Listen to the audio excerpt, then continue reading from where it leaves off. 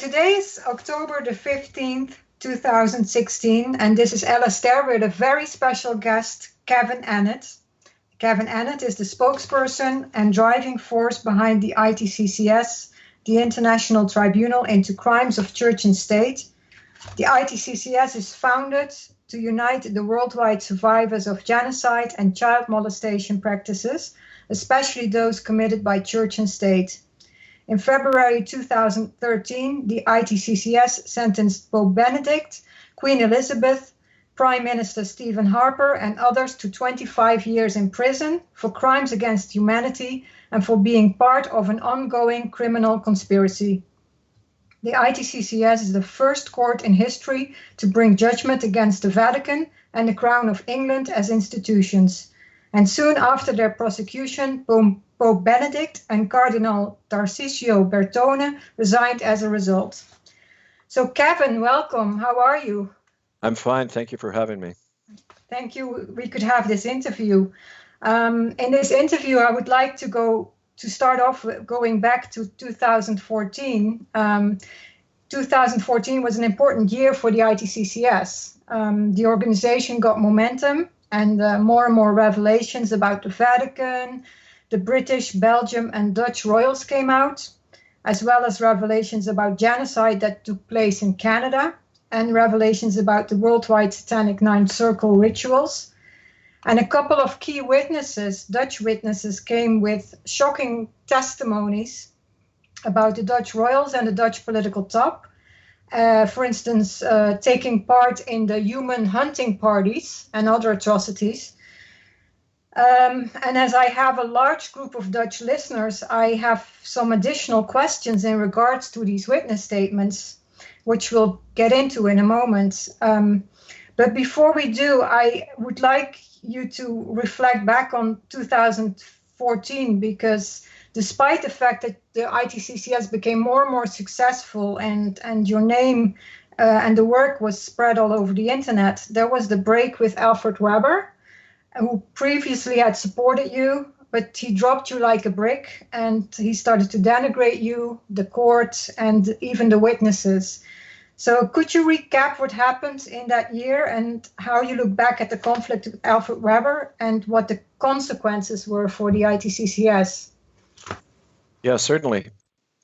What happened in that year was very significant, and it wasn't surprising that at the same time, the misinformation and smear campaign escalated, because going back over 25 years, every time that the work I've done has come close to revealing something very important, you find that disinformation happening.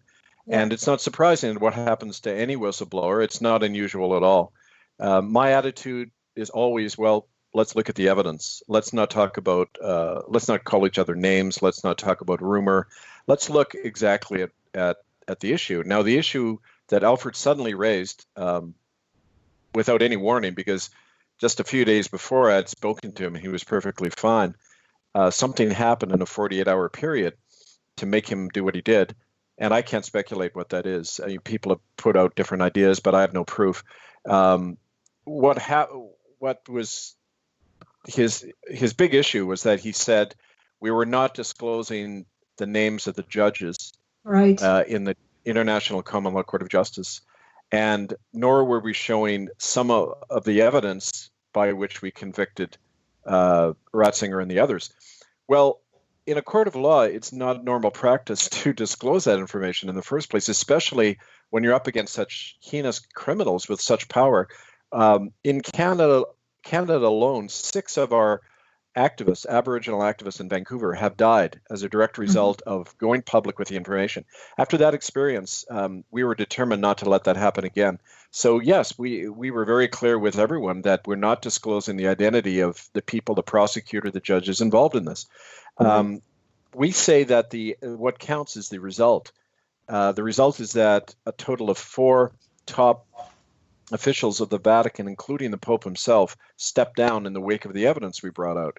And also that it's never been refuted. In the several decades I've been doing this work, I've never been sued.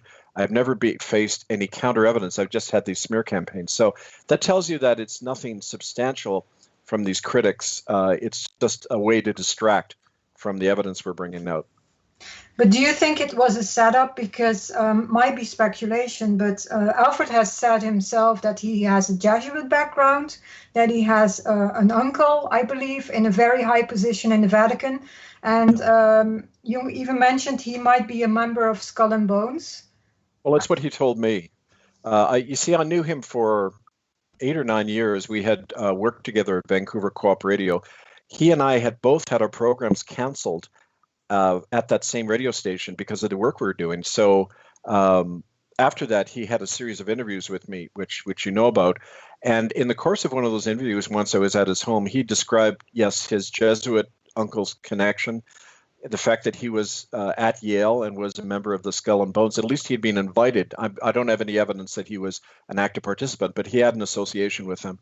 And what's very odd as well is that this has happened to other people who he's interviewed. Michael Tellinger from South Africa and other very prominent activists around the world have had the same treatment at the hand of Alfred, where he pretends to support them, and then he turns around and, quote, exposes them without this kind of black and white shift. So I think it's more a question of his behavior, not anybody else's. And it's unfortunate. Yes, it is unfortunate because the momentum that the ITCCS had, it seemed to be delayed at least. So we would like to pick up the pieces where we left them. And I would like to go back to a few of the revelations, specifically again, in regards to the Dutch situation. There were 2 key witnesses, Toos Nijenhuis, who approached the court in 2013, and Annemarie van Blijenburgh. And they stated they witnessed crimes committed by the Dutch and Belgium royal family and political top. What is the status? Is there additional information, new developments? Well, there's a whole series of things that happened in the wake of those 2 interviews. We were working with several people in Holland, in the Netherlands, who had been documenting this for a number of years, who had, the specific names and incidents that they had taken to the police. They'd struggled for many years. They faced imprisonment, harassment by the police for doing that. It's clear that the network that Toos and Anne-Marie were talking about is much wider. It embraces many of the royal families of Europe.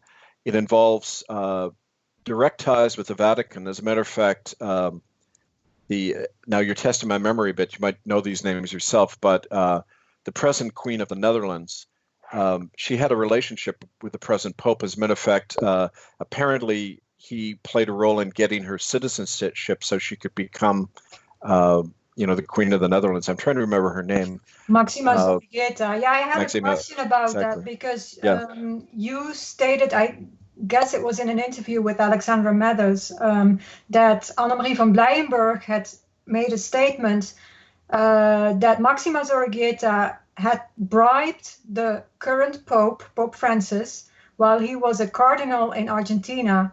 Maxima Zorgeta, for the non-Dutch listeners, she is the daughter of Jorge Zorgeta, who was the Minister of Agriculture in Argentina during the Videla regime.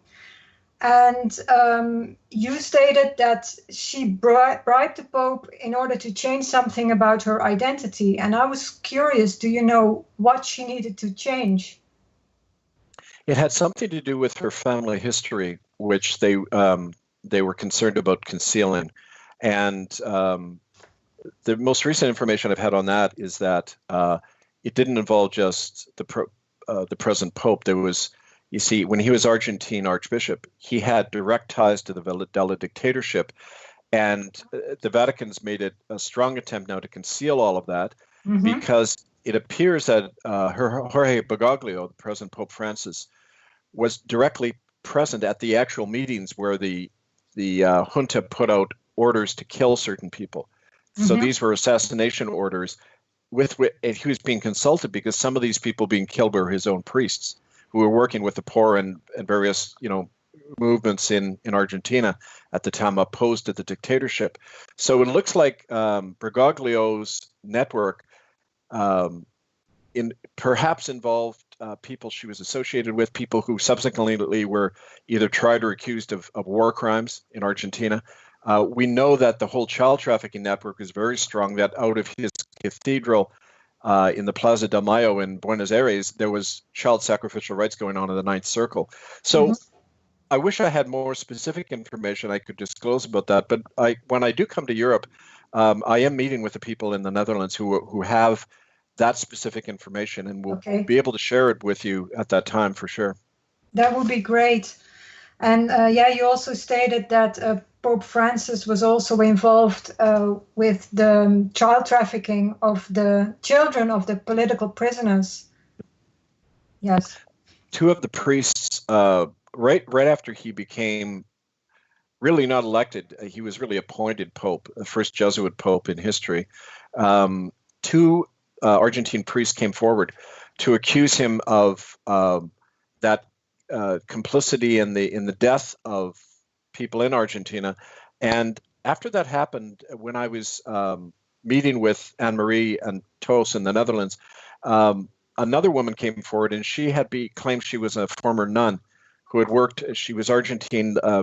She fled to Spain after her life had been threatened.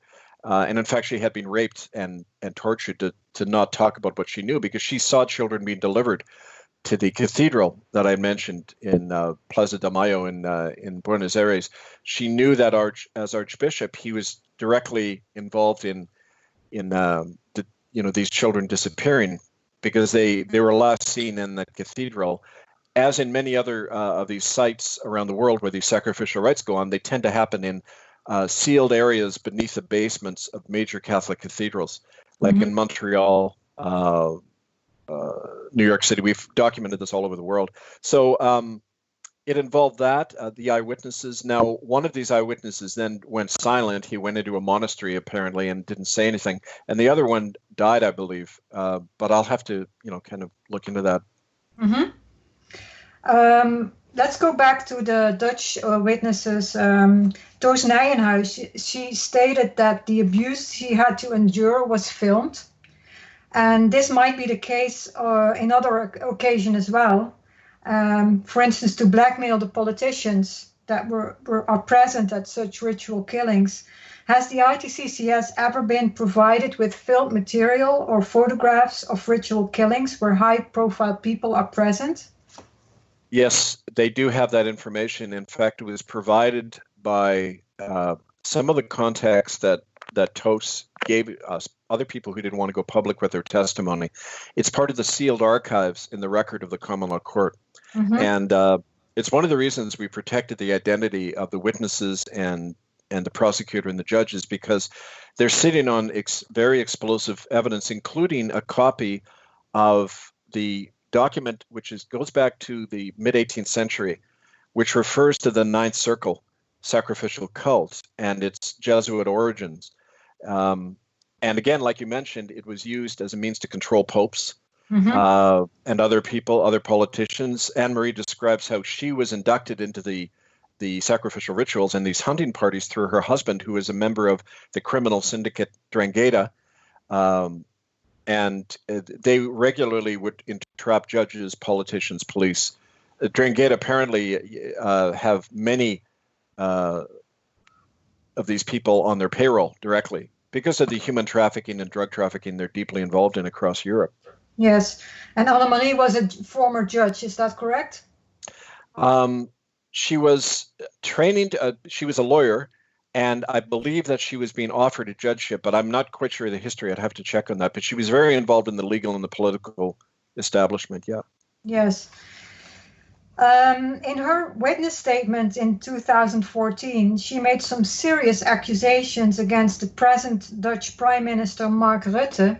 She also named George Soros, the Prince Friso, and a number of either former ministers in the Dutch parliament or still parliament members, the top of the Dutch military. And you also mentioned around that time that 4 Belgian or Dutch witnesses had stepped forward at that time. Is that correct? Or Well, there's even more than that. As a matter of fact, I'm just looking up the name of the man. He used to live in Nijmegen, and he had all of this document, including the names of the eyewitnesses. Marcel, I can't pronounce the last name. I don't speak Dutch. Is that Marcel Vloesem you're referring to? Yes.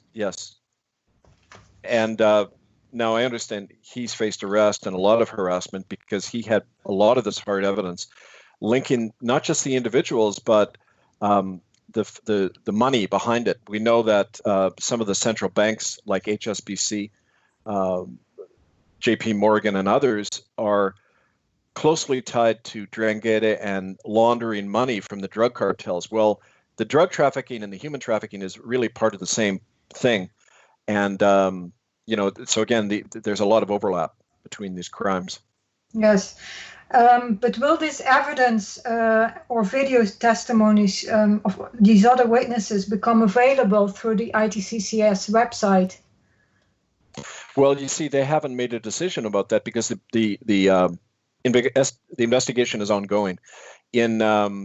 When the verdict came out against Bergoglio and the others in the second trial we did, it was said then that their verdict was a preliminary one because it involved a much wider network and it was part of an ongoing criminal investigation. So if they came out with this evidence prematurely, it would not only prevent them from accessing those sources, but it would endanger, people's lives, key witnesses. So for now, they've sealed that. But one of the things that I can tell you that is being worked on, one of the reasons I'm coming to Europe, is that there's a documentary film being put together with a film team from Eastern Europe. I don't want to say which country, but that film team will be including a lot of this recent evidence about the child trafficking. Its whole theme will be about human trafficking today, child sacrificial rituals in the Ninth Circle. And we have had support from people within Russia and Eastern Europe outside the Western Bloc for this project. And so that's one of the reasons I'm coming to Europe. But again, we've had to have a lot of security around this, to protect the people. Yes, I understand. In 2014, you also mentioned that a soldier or a military had stepped forward that testified that he or she had to guard the forest while the royal elite were having their human hunting parties, where they would hunt on children that were set out naked in the forest. Did this witness, in fact, provide the ITCCS with a testimony? Yes. There was not just the soldier, there was also one of the people who had worked at the youth detention facility, either in Antwerp or Amsterdam, I can't remember where, one of the major cities. The youths that were used in the hunting party were they were teenagers, they weren't children. And in these hunting parties, they want the children to be a certain age, so it's more of a sport. When they're being hunted, they can run faster and they can chase them down. Also, after they kill them, they cut off the penises of the males and actually display them as hunting trophies, according to Anne-Marie, who's seen these trophies on a wall in a chateau.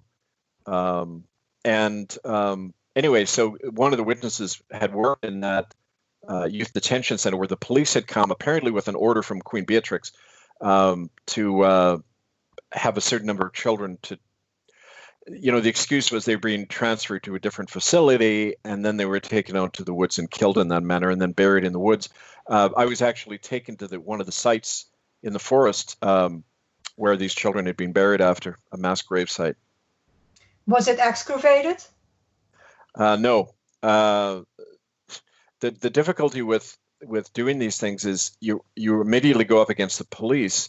And it's very difficult to find the technical people, with the expertise to go and do these things because they know that they could lose their license, they could lose their job and go to jail if they, bring out this evidence. We've had the same trouble in Canada when we excavated at the Indian Residential School in Brantford, Ontario with the Mohawk School. We found buttons and bones that turned out to be children, but the forensic experts were then scared off. They were told not to participate anymore, and the dig was shut down. So that happens when you do this. You're up against the police, the government, the courts. They themselves are complicit in these crimes, and so we have to work on our own, and that takes a lot of effort and money, and which often we don't have. And so it's a very slow process. It's frustrating, but that's part of the difficulty in doing this work. Yes, but these are very serious allegations, and you name Queen Beatrix, Prince Friso was named by Annemarie, also the current Prime Minister of the Netherlands, Mark Rutte. These are very powerful people. Has she been indicted for libel and slander? No, that like my experience, no one's ever sued any of these people. They just come down on them with threats, imprisonment. Anne-Marie was living in hiding when I spoke to her, and she's moved, to a number of different houses. That's part of the way she lives. Toos and her husband actually moved away from the Netherlands altogether to another country in Europe. Mm-hmm. And so people like that are just in that position all the time. Yes. Well, it's very telling that if you accuse the most powerful people on earth, that they don't dispute the accusations made. It's very telling, isn't it? Well, it's a legal point, too, that under the law, if someone accuses you of a crime and you don't respond, you're not contesting the charge or the evidence. Otherwise, you would bring forward, to protect your own name, you would prove that it was false. And no one has ever done that. So that's strong evidence that they are not disagreeing with what we're saying. They're just trying to silence us. Yes, they probably don't want any exposure and as little as possible. So either way, I mean, if the accusations are not true, then it's still good to clarify it because it ruins the reputation of the Netherlands. So I think we are entitled to expose this. I was also wondering, did, for instance, Annemarie van Blijenburgh sign a sworn affidavit, a document that with her testimony? When I was present with her, she didn't. Her testimony was strictly on video. I had videoed her once overseas. I was in Canada, and that's the main interview that's up online. We did it by Skype. But subsequently, when I was in the Netherlands after that, I did meet with her.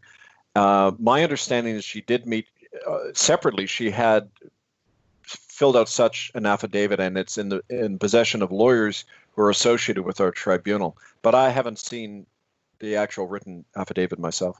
Yes, but isn't it true that if you have an affidavit and no one disputes it, that it has a certain legal standing, that it's the truth, considered as the truth, unless it's disputed by the opposing party? Absolutely. And that's why with all of the evidence we published about the crimes in Canada, we have dozens of affidavits of people, eyewitnesses, who claim they buried children at these Indian boarding schools, that they were involved, they had been sterilized by United Church doctors, that they had seen top officials actually kill children. All of those affidavits, not one of them has ever been disputed by any official. Mm-hmm. That's very telling. Are these the persons that were named by Annemarie van Blijenburgh, are they indicted by the ITCCS?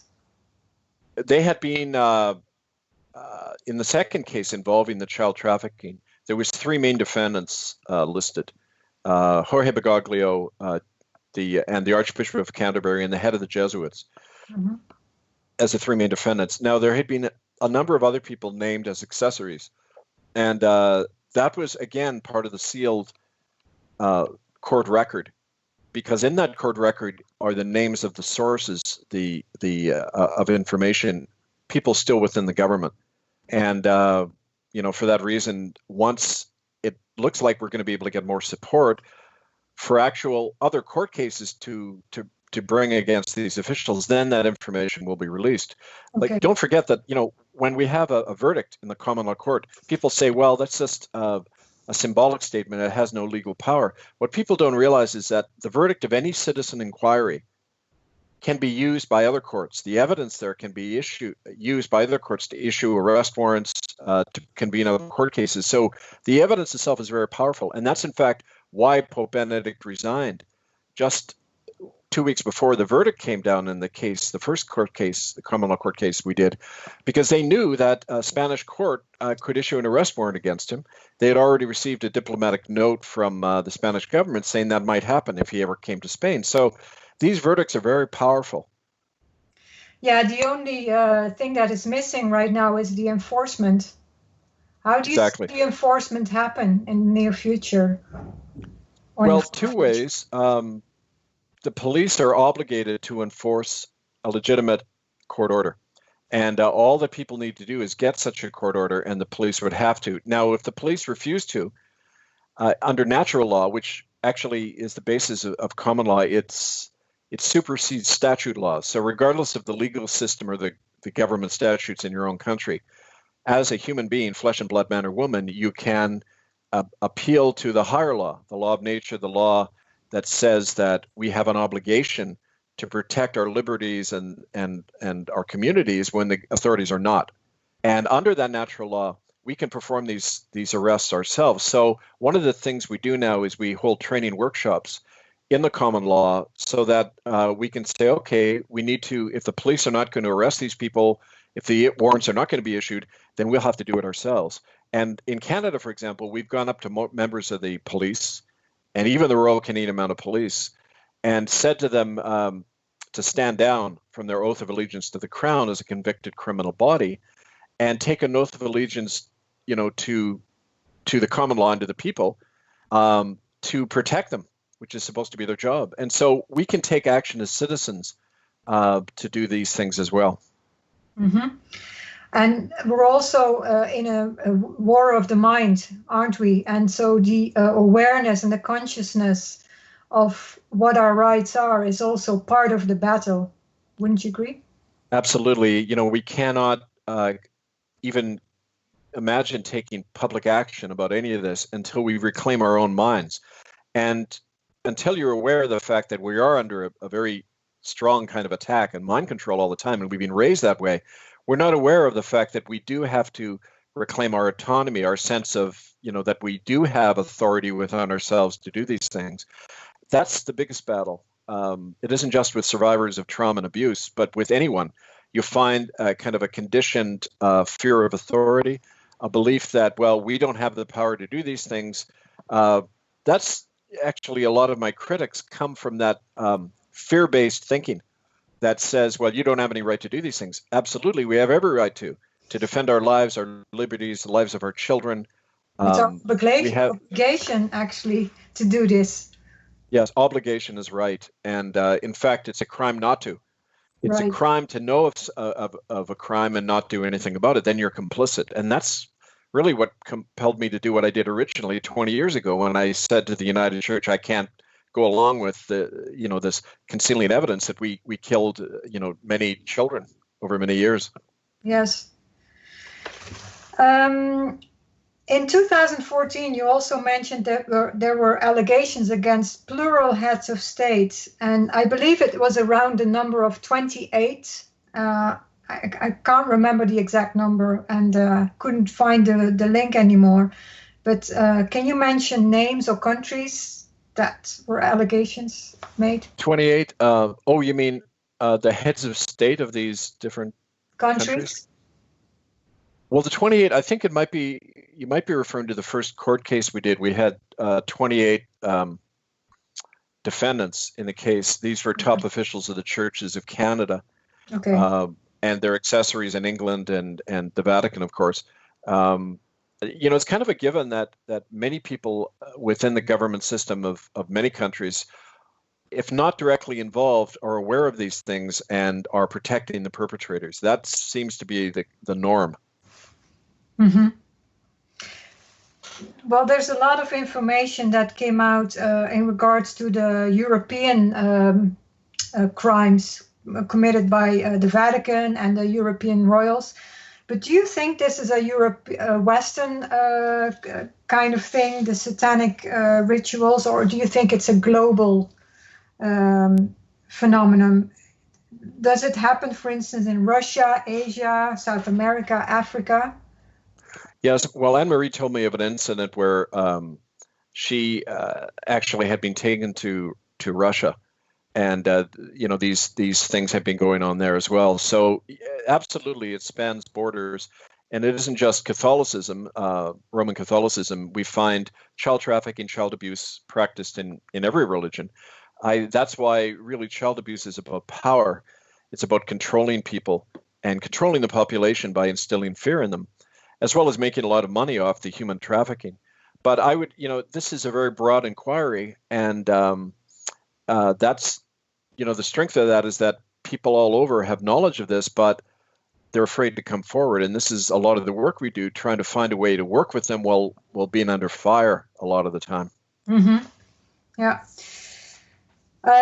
Let's go back to the witness statement of Annemarie van Blijenburgh. She mentioned that juvenile detainees were allocated to so-called work at the royal palace of Queen Beatrix and then later disappeared. Were all of these children or teenagers directly transported to Zwolle, or did some of the ritual rape and killings actually took place in Beatrix Palace? I'm trying to remember Anne-Marie's statement about that. I'm not sure if she had direct evidence that the crimes had occurred within the palace directly. I would be surprised if they did, because normally these people, like the head of any criminal syndicate, have a buffer. Mm-hmm. They create a buffer between themselves and the crime itself. But I have, again, I don't have direct evidence of that. What we do know, however, is that the Ninth Circle has not hesitated to hold these rituals in very prominent places. Like I mentioned, major Catholic cathedrals in capitals of different countries. We know that, for example, in the Church of San Lorenzo, which is the main Jesuit church, it's only 2 blocks from the Vatican in Rome, that's one of the centers where on certain dates of the year, like February 23rd and 24th, which are ancient Roman festivals, children are sacrificed in that church. We know that from eyewitnesses and references in Vatican documents. So it's not that these things aren't practiced in prominent places, because frankly, the elites who do these things, they're not afraid of being discovered. They have a complete contempt for the human race, and they'll do it anywhere they like. So I wouldn't be surprised if it was in the royal palace, put it that way. But again, we need hard proof of that, and I haven't seen that yet. Right. But she did talk about a venue in Zwolle. And do you know what kind of venue it was? Was it a private mansion, an official government building? Do you know who is the owner of the property? You know what I have to do, Ella? I've got to look into the records, and I'm quite willing to talk about this. I can check with the ITCCS about this, because I can't give you that specific information. I don't remember it offhand. But I know that when she was referring to Zwolle, there's a direct connection between Zwolle and Portugal. And this came out during the Interpol arrest that happened a few years ago, where over 1,000 people had been arrested as part of a child trafficking network. They found several dozen children actually in cages in Zwolle and other places in the Netherlands who had been transported from Portugal and some of the islands off the coast. Madeira, I think it was. Right. Now, so Zwolle is a center of this for some reason. And she did refer to the private homes, definitely. I mean, often this is why it can happen so effectively, because it's happening in private homes. But there were public facilities. But again, I'd have to look that up for you. So do you know where these children come from? These are not only Dutch children, they're from all over the world, or maybe other parts of Europe. We found, I remember from the Interpol report, Romania and Portugal and North Africa. Usually areas of extreme poverty, where there's a lot of immigration, the children of immigrants, war zones, disaster zone areas, like when a hurricane hits Haiti or some nation, so-called child protection agencies will go in to help the children, and then a lot of them disappear. This is you see, the child trafficking happens through established government and service organizations, so that the children can go missing right within the system, and then they can't be located because there's a lot of paperwork covering it up. So in other words, they tend to be from those kinds of areas and those countries that are, where there's a lot of children available Right. And what kind of numbers are we talking about? It's very high. Even UNESCO released a report a couple of years ago that said modern slavery and human trafficking is well over 25 million people every year. In terms of the number of children who go missing, it's very hard to estimate, but it's in the millions. We know in the United States alone, the official statistic was 100,000 children go missing every year. But that's, again, a low number. It's like in the Indian residential schools in Canada, half the children never came back. The government kept the figure very low. They're still saying only 4 to 5%. But, in those schools alone, 60,000 or more children vanished. I mean, so when you just extrapolate from that, it's a very high number. Right. Yeah.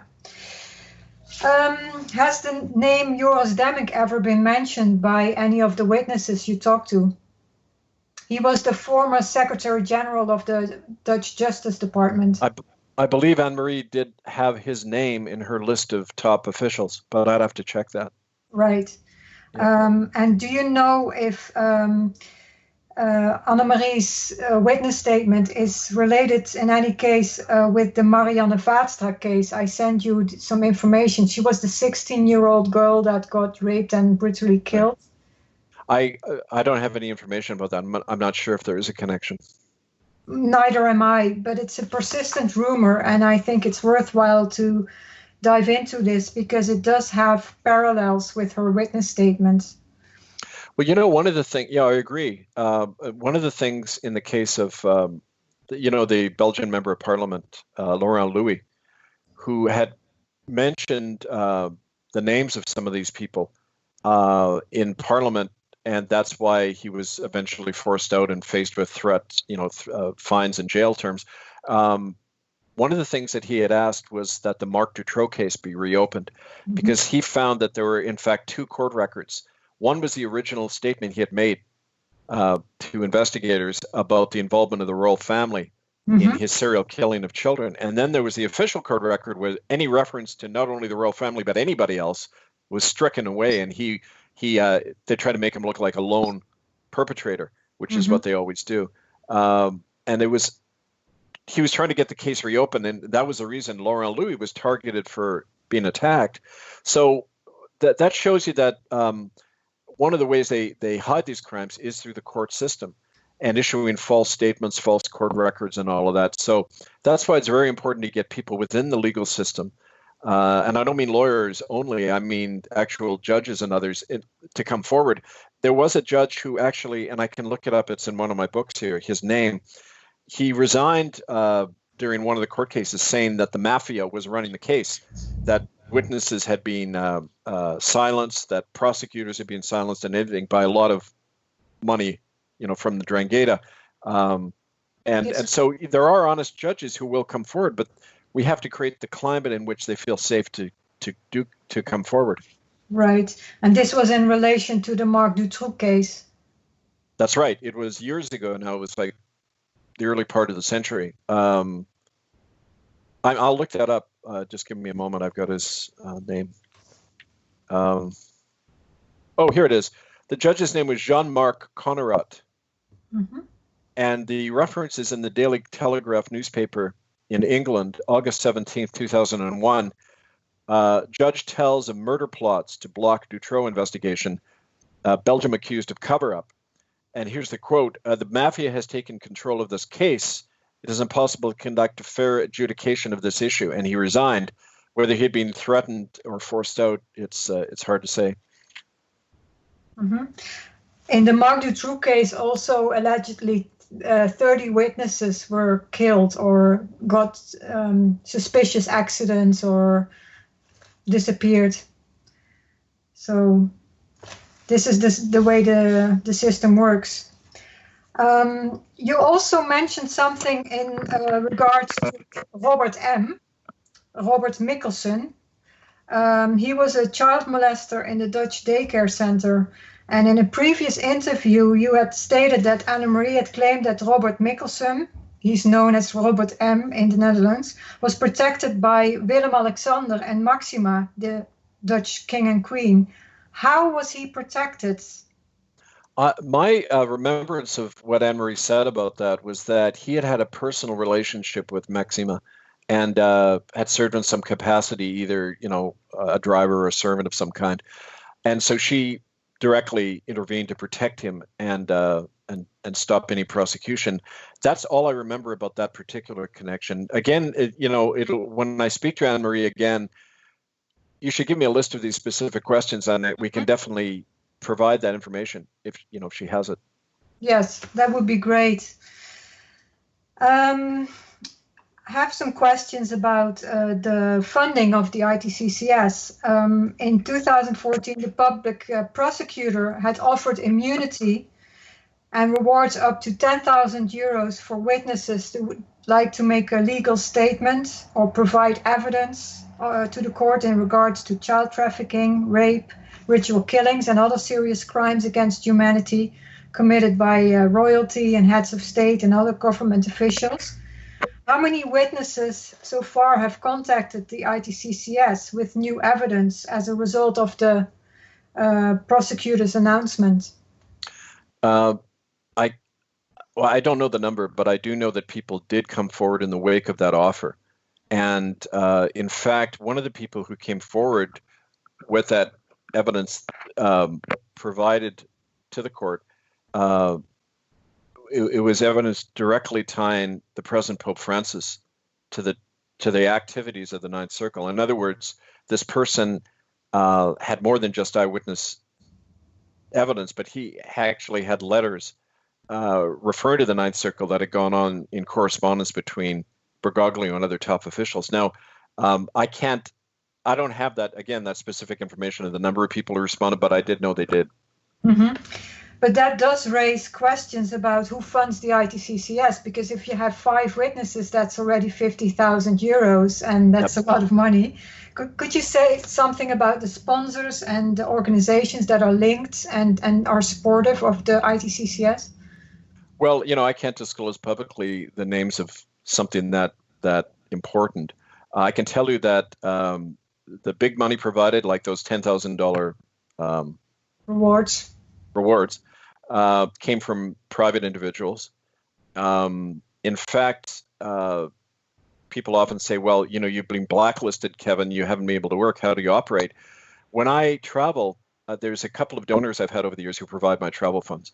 And we find that in this work, there are people with conscience, millionaires, who are able to help us in this work. That's really the only way we can function, because obviously we don't have government grants. Every attempt to get government around the world to get involved in this, you run into major diplomatic problems, that they don't want to offend these other countries and that. So we have to operate off the radar screen with our own private funding. And on another level, however, when we set up the ITCCS in Dublin, Ireland in 2010, it was understood that we're a federation of different groups. So the different groups of survivors, say, of Catholic Church abuse in Ireland and America, Canada, that we would all work together and fund our own local activities out of our own pocket. Now, that didn't get very far because most of the people don't have a lot of money. And so really to do this work, until governments get on board, you rely on these private sources. But naturally, we're not going to say who they are because they will be influenced. And the major thing our adversary wants is 2 things. They want to stop our funding. They want to shut down our public reputation and our public work by saying that it's just all made up, it's not real. We get that constantly. So, that doesn't really matter, but it's part of the difficulty of doing this kind of work when you're up against these major institutions. Right. But how do you know that the ITCCS is not abused for somebody else's agenda? For instance, I know that I have been told that there's an infighting within the Illuminati. There's different factions.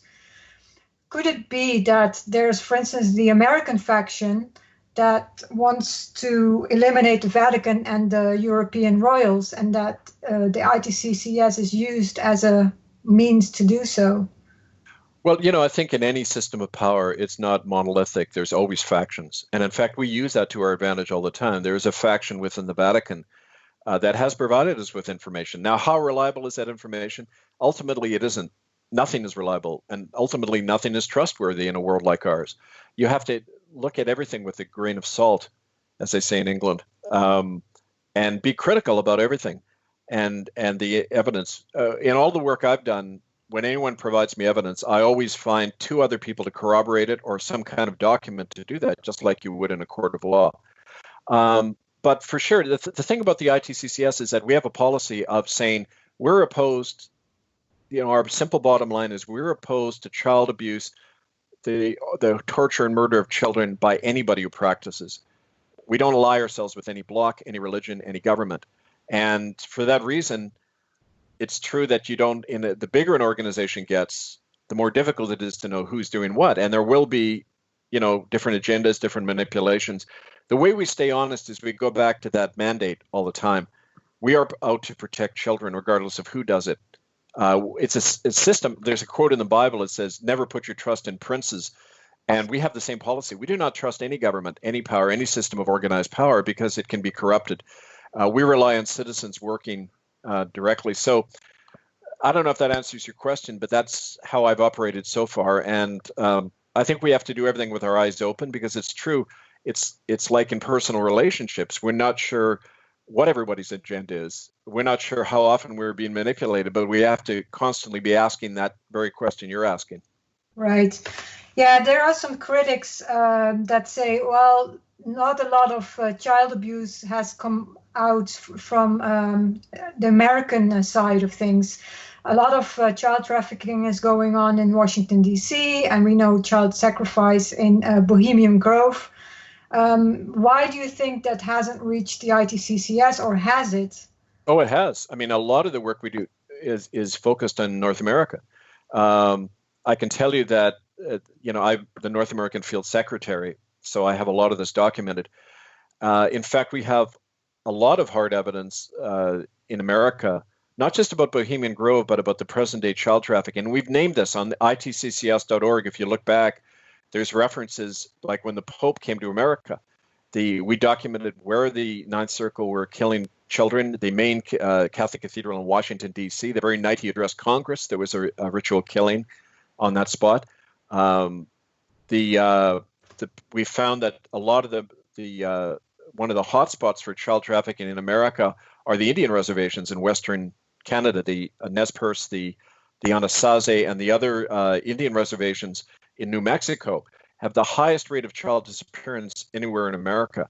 And we have sources on the ground who are helping us document how these children are going missing, who's doing it. So besides the huge amount of documentation we've done about Canada, we're doing more and more work in America. Now, often, like I say, with the case of the court case in Europe, we often can't disclose this stuff because we're showing how that we have the safe houses documented. We have a lot of this evidence, but naturally we can't go public with it because lives are at stake. And we have to feed out very selectively this knowledge. So it's simply not true that we're not focusing on crimes in America. As a matter of fact, on my radio show, Radio Free Canada, we regularly talk about, the missing families and missing Native women on the west coast of America and Canada.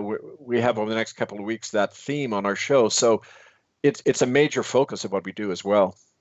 That's good to hear. I have another kind of question. In an article on the ITCCS website, who's really behind child trafficking, following the big money across the globe, you stated lizard-like royals. I thought that was a remarkable statement, and you've made it again in one of your interviews. Is that something you would like to go into? As in, like, do I believe they're actual reptiles? Well, there's this. Yeah, that's the story, isn't it?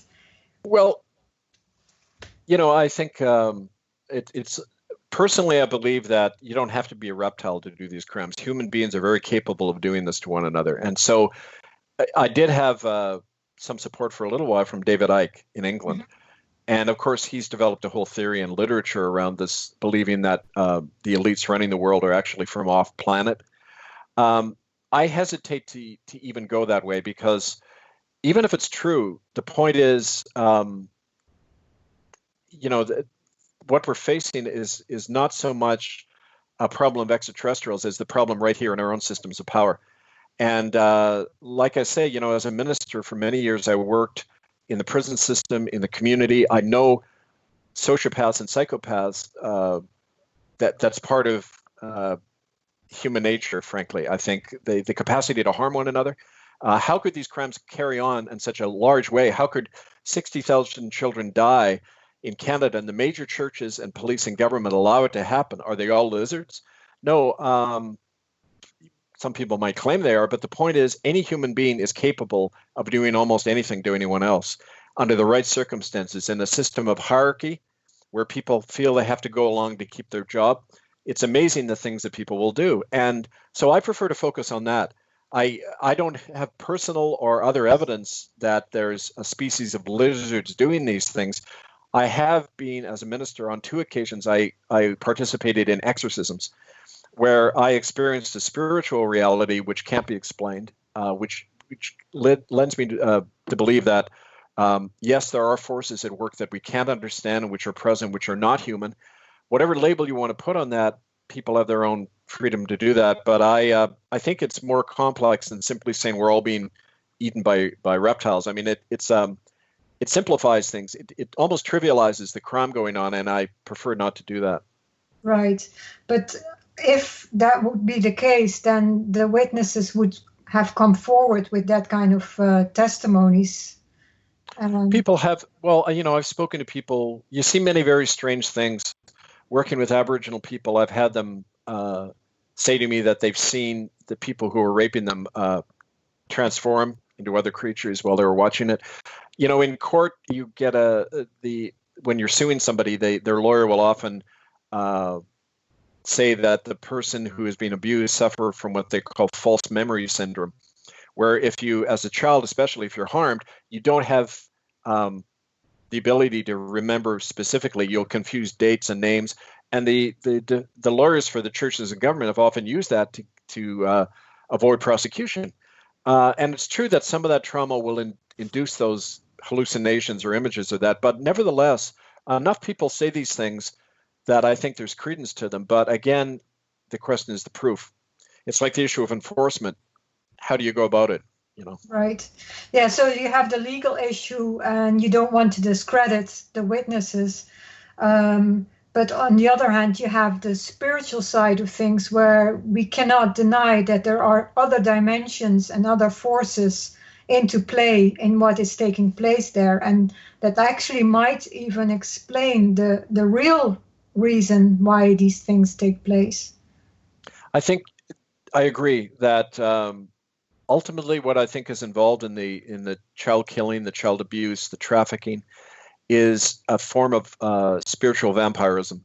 I believe that the human race is being fed off by whoever and whatever.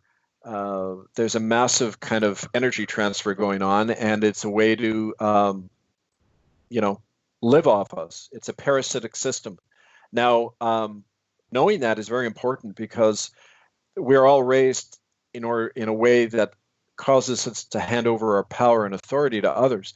And that's energy transfer. Even in a protest, you have 1 million people together, and they're all demanding something from a few people. They're all asking those few people to respond to them, instead of simply saying, we don't need you elites. We're going to take back power for ourselves.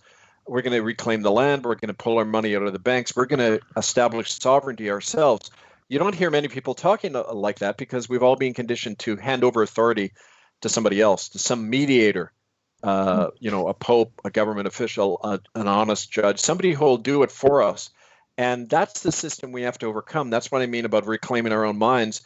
The authority lies within us. And that's something that the struggle is helping people become aware of. And that's one of the advantages of this work. Right. It's all about self-empowerment. Yeah. You explained to me that ninth circle, that name, it has a specific meaning. What does the number 9 stand for? We believe it refers to, in the book, the Inferno, Dante's Inferno, written in the 14th century. In the Inferno, they describe that the lowest level circle of hell, there's 9 circles of hell, and the lowest circle is right where Satan resides, at the center of creation. And the ninth circle is a place where those who have betrayed a sacred trust end up. So, there's all sorts of levels of sin, but the worst, according to Dante, is to betray the innocent, betray a sacred trust, like the trust of a child. Now, Dante was close to several popes. We believe that he was actually referring to a practice within the Vatican. And in fact, what goes on in these rituals, apparently from insiders, is that as in the Jesuit oath, certain promises are made, and they say, we will sacrifice the innocent to Satan in return for unlimited power. And that's exactly what they do. They kill the newborns, they drink their blood, they cannibalize them and eat them in a parody, if not a direct reflection of the Catholic Mass, where people believe that the wine and the bread are transformed by the priest into the literal body and blood of Christ. So you are eating Christ, cannibalism. And it's believed in the satanic rituals that when you consume that energy of a child, you're given immortality. And so there's a close parallel. And that's the whole notion of the ninth circle, is that that's how you get the power, by doing that. Mm-hmm. Have you ever heard of the red circle? According to an article in Veterans Today, there was another pedophile network in Belgium called the Red Circle. Yeah, I did hear reference to that. And we found as well that when we're getting close to, in our investigations, to the source of these things, all sorts of false names are put out. So we don't go so much by the names as the evidence linking these different connections. It's really a global network, and it'll use different fronts all the time to distract. So maybe that's legitimate as well. I don't know. I don't have a lot of evidence on that name. Okay. So let's close off with solutions. What are the solutions, Kevin? How do we get out of this mess? Well, I think we already know. Our conscience tells us what we have to do. Our minds hold us back. Our fear holds us back. And there's a lot of doubt and suspicion about each other these days. We live in a very sad time in history where people don't trust each other anymore. We've lost our capacity to be brave and to fight these things. Often I find that. Now, maybe I'm just reflecting. A lot of the people I work with are in that state. At the same time, there's a great awakening happening all over the world. And not just about these different issues, these different crimes, but the fact that we have to reclaim our power identity as men and women after years, centuries of enslavement. And the corporatocracy, which as I call it, there are no governments left in the world. There's a single global corporatocracy, different factions, but it's a system where there is no sovereignty. It was a system really pioneered by Mussolini, what they call fascism, which was really a form of corporatism, which the Catholic Church is also embodied, in that there is no democracies, there's no accountability. There's simply a monolithic state to which everyone is vertically enslaved. And that's really the system of global power we have. The corporation is the embodiment of that. People need to take back the power from that. So first of all, as you mentioned, at a personal level, we need to reclaim that energy all the time. We have to stop looking to others to do our fights for us. We have to start in our communities, document the crime, convene our own common law courts and our own common law peace sheriffs to do this work. It's long-term work over many years. It isn't just a campaign we work on for a month. It requires a serious commitment. We have to change the priorities in our life from a 9-to-5 job where you're serving some other machine to working and living together as self-sufficient communities. Now, we have an outline at ITCCS.org. If you look in the margins, you'll see a common law training manual. And we give 12 steps about how you convene common law courts. And that's one of the things people can do locally. No matter what the issue, find a way to document and keep acting. Keep acting all the time, because that it sends out ripples of hope to other people when you do that. And there's all sorts of other things, that kind of practical steps people need to do. But I think it starts there. We need to start in our own communities with what we're able to achieve. Mm-hmm. And so how can they contribute to the ITCCS? you welcome donations, and you also have written some books. Maybe you would like to tell us the titles. Yeah, the ITCCS can be reached itcccsoffice@gmail.com. I knew they accept donations. They don't have any tax-exempt status, however, so they're not able to issue tax receipts or anything. But it's purely from, the money donated primarily goes to travel and research, and meeting with eyewitnesses and that kind of thing. My books, I've done several books this year so far. Murder by Decree: The Crime of Genocide in Canada. You can find it at murderbydecree.com.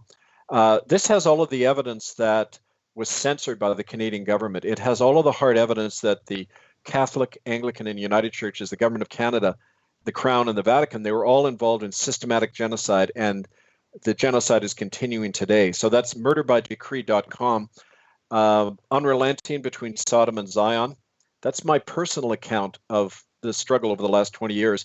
Both of these books you can get on Amazon.com. And also I just published a third one, which is a manual for whistleblowers. It's really kind of a practical step-by-step description of when you're being attacked, how to operate. A lot of the kind of practical details of how to operate as an individual up against a big system. And I also want to urge people to, if they want to see the hard evidence, we have a DVD set which has all of the evidence of genocide in Canada. And this evidence is obtainable through itccs.org.